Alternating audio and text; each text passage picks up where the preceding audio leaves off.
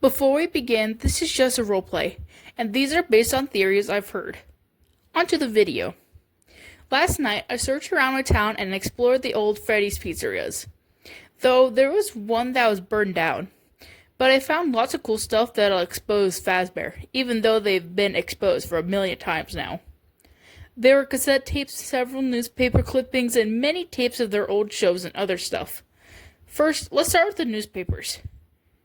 Most of the ones I found were just job listings, but I found 3 that caught my eye.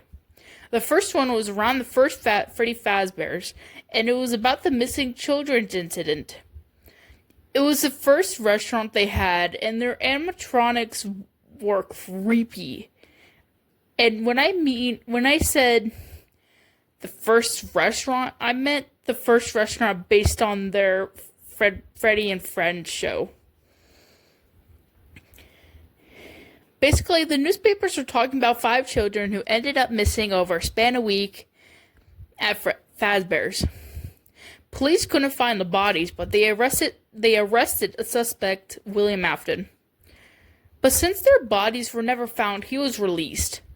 The second one I found was more missing kids at Freddy's, the one they opened after the last one. The identities of these children are unknown, though. Then, there was one about the latest pizzeria, the Mega Pizzaplex. Guess what? There was more missing kids. Oh my god, Fazbear. You have a serious issue with missing kids. I'll just keep repeating myself and ranting, so let's go on to the next one. The cassette tapes I found. The first one was about a training tape for night guards. The guy was talking about pretty normal stuff. But then I heard something that caught my attention.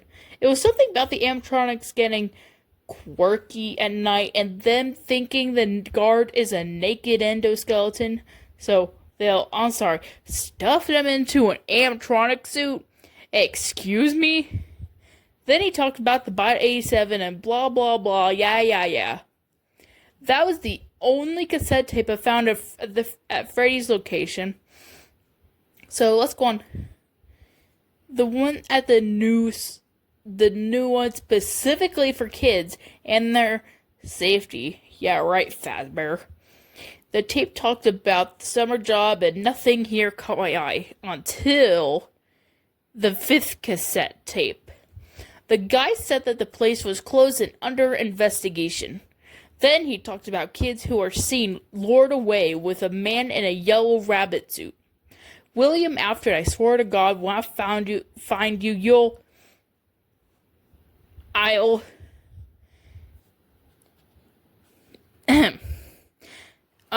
anyway. The next one I found was the Springlock training tape. There was also a video that came with it to show more specific examples. The cassette tape talked about stuff like wounding the suit, and then if you didn't, it would cause a spring lock failure. What? How is that allowed? How did the police not arrest the owners for that? Excuse me, they could have just used cloth suits. Anyway, then the last one I found. The tape was Henry talking.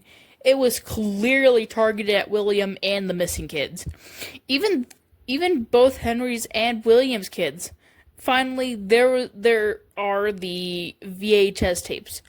They had pretty interesting stuff, and I thought some of them were haunted. Ooh, spoopy, ooh. Anyway, let's start. The first one I found was Freddy Fazbear's cartoon, clearly heavily inspired by Scooby-Doo. All the episodes are the same, except at the end, Foxy's transformed from villain to another side character episode. The episode ends, but it's just black. Then Fredbear shows up. It is clearly him after the bite, because there's a child next to him, and his mouth was bloody and moldy, and the child's head was clearly bleeding. And I think I saw a little bit of his brain exposed. The bear screams and it goes black again. Then the Springlock training tape. It's normal for a bit until it cuts to William. He puts on the yellow rabbit head and the spring locks go off.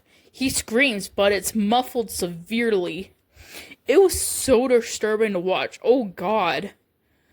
I'm going to take this to the police, but I'm not sure this will do anything since this stuff is like almost like 40, 50 years ago and the killer is dead. But, oh well, worth a try.